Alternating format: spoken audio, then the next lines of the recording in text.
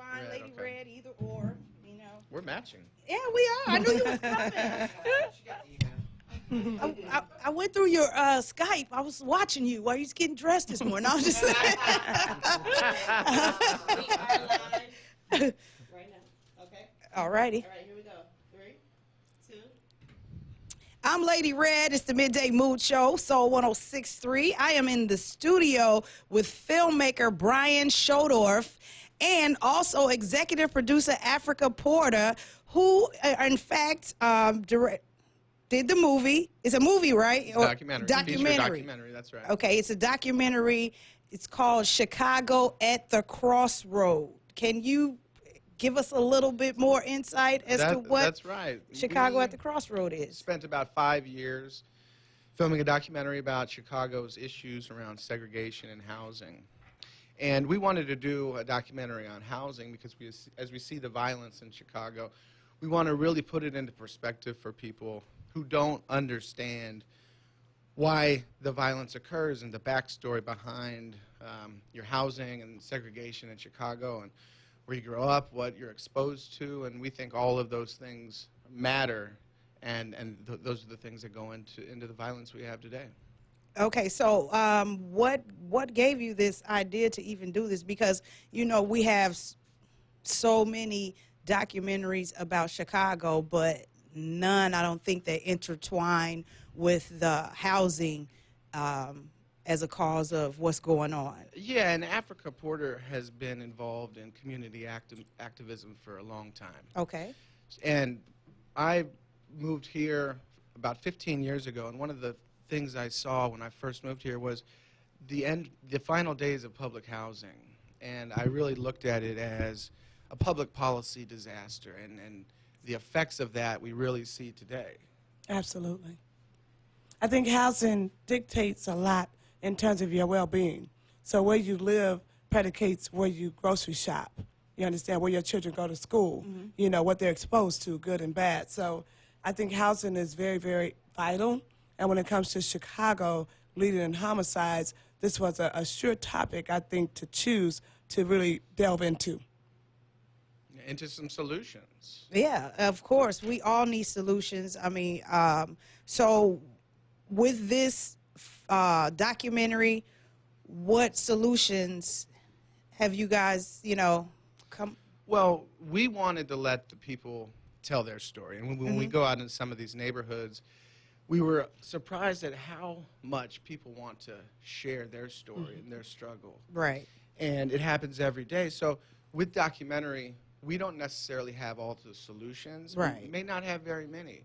But we would like to allow other people to be exposed to the problem and the root causes so maybe they can start to offer solutions. Yes. And I like to think that one of my hashtags is we are our own solution. And I say that because everyone can do something. You understand? So whether you're an educator, you're a mentor, and I think it starts with the simple act of just speaking to one another. Something as simple as that smiling when you see someone, another human being. You know, it goes a long way. When you see a young person, without making judgment if they're on the corner, if they look like they may be up to no good, just engage them. Hey, how you doing today? You understand? We never know how far that can go. So I think the solution doesn't always have to come from the top. In terms of the president, the government, the mayor, it can come from within all of us. Yeah, and I agree with you. I totally agree. We no longer know our neighbors, so That's we right. don't speak to the person next door. When back in the day, we knew everybody on the Absolutely. block, and you got in trouble on the next block, you would get your parents already knew before you even got home. That's right. So that's awesome. So with this film, it says this project took 15 years to That's put right. together? We started documenting the final days of high-rise public housing. And that high-rise public housing was a testament to decades of buildup that got to the point where we had these dilapidated buildings where people were essentially getting evicted. And it's when we started seeing that resegregation into pockets of neighborhoods that we have today that didn't offer the social services that in the beginning that high-rise public housing offered, because it wasn't all rooted in sinister intentions. People did need housing in the 50s and 60s and 70s, but the ultimate result was very bad for the city and cities across the country. Yeah, and that's something that a lot of us talk about, how they have the grocery store in the building, the doctors in the building. They really didn't have to go. It was a heavy social service environment. Right, right. And that's what it needed at the time. So now families are struggling, and they don't have affordable housing to live. That's something we see across the country. And we are at a crossroad, not just in Chicago, but all over the place. If you see the climate, our politics, our ability to get good access to jobs and housing. Mm-hmm. And I think Chicago at the Crossroad answers a lot of questions. Why were the projects built? Who were they built for? What kind of people lived there? How many generations of people were there? What did these people do for a living?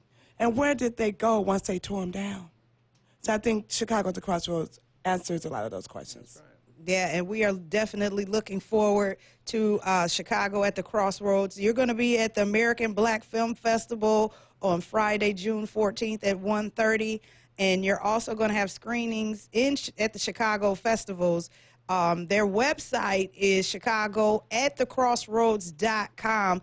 Throughout you making this, you've encountered gang members, of course, and Sure.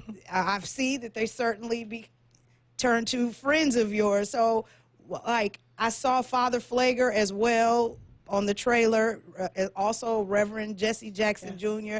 How did they get involved in the Chicago at the Crossroads? Well, I think, just coming up from how I was raised, I recently lost my dad, Reverend Dr. John Porter, and him and my mom both were very civically involved all the way back from the 60s when they migrated here from the South. My dad was the first SCLC chapter president for Dr. King in Chicago. And so when Dr. King would come here, he was his point person.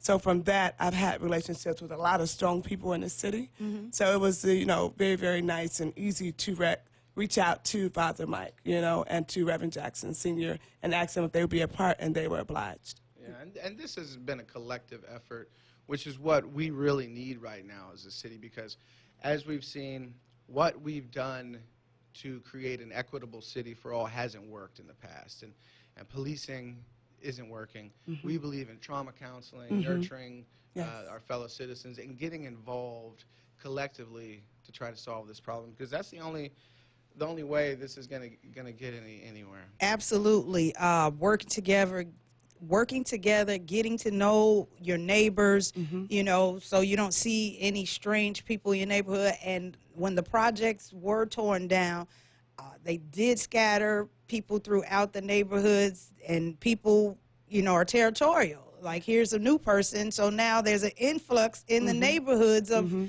fighting. So what do we do?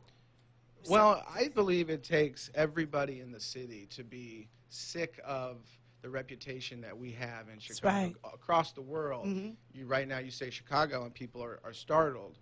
So it takes nonprofits, the for-profit sector, it takes the government sector to come together. Some of these Fortune 500 companies we have downtown have to get involved. So it's going to take everybody, because these communities weren't built on their own, and they're not going to get better on their own either. Absolutely. So once again, you guys is there a debut? Where's the screening in Chicago? We'll announce that very soon. Okay, I'm jumping ahead of the gun. I'm anxious to see it. We'll send you a copy. Okay, Chicago at the Crossroads. Appreciate you for coming on the Midday Mood Show. So is there anything else that you want to tell the people about this? We're just so happy. We have one of Chicago's own as the narrator. I know you all are familiar with him. 7-time Grammy Award winner, poet, artist, Malik Yusuf. Okay. He's from Alger Gardens, so he is the voice of the film, and I think we chose him because he speaks to the film directly. That's right. And we're trying something different. Africa and I coming together. You see, it looks like we come from different backgrounds. And your brother from another mother. That's right. And so we're trying to do something different, to lead by example. Yeah. For people to come together and make positive change. That's right. That's a good thing, because don't nobody care about us but us, That's Chicago right. people, And congratulations on your official selection of the American Black Film Festival 2019 for this Chicago at the Crossroads. And we really do appreciate you. Where can people go to find more information? Yeah, Or social media, Instagram, Facebook, Chicago at the Crossroad. Website is www.chicagoatthecrossroad.com. You can watch our trailer, see our cast, and learn about the producers. all right, we appreciate you. And Miss Africa Porter, can you? Where can the people find you as well? My social media is Africa. That's Africa with a K, Afrika. Last name is Porter, Porter, and everything is at Sister, Sista, Africa. Thank you. Yes, and Chicago, be on the lookout for this documentary, Chicago at the Crossroads. I watched the trailer, and it was massive from just the little part that I saw. So we really need to support this. We really need to get the awareness out on what's going on, because once we become aware, then we can find solutions. That's right. So we appreciate you for coming. Anything else you would like to say? You look like you want to say something else, Brian. I just want to say thank you, Yes. and thank you for everybody here for having us. We really Thank you. appreciate you guys. All Thank right, you so much for having us. So and much. congratulations on your show. Yes. Awesome. Spread the word, people. Chicago at the Crossroads, just in case you can't see. It's a docuseries. I just go click on all the social media, just so I can show you. You know, you see that. ShodorfMediaCreative.com. He might put you in a movie. No. Thank you, Brian. He's looking like, no. And how is it being the cousin of the legendary Bill Curtis? So Well, nephew. Nephew. Okay, yeah, nephew. We have a great relationship. He's one of my mentors, and it's important to have a good mentor. Yeah, You know, Lady absolutely. Ray, you can only mentor so many young people, and unfortunately, a lot of people right now don't have that mentorship, Right. and that is essential Yes. to have. So you get to grow up over the years watching Bill, and you kind of lived with him through all of Chicago's great moments. So Yes. it's, Yeah. proud to have him in my life. Yeah, and now you're going to be extraordinary. You're a journalist. How long have you been doing the? I've been doing this about 20 years. Oh, okay. Yeah. So yeah, nice long time. I know he's proud of you. Tell him I said hey. Yeah, No? I will. Thank you guys. We appreciate you.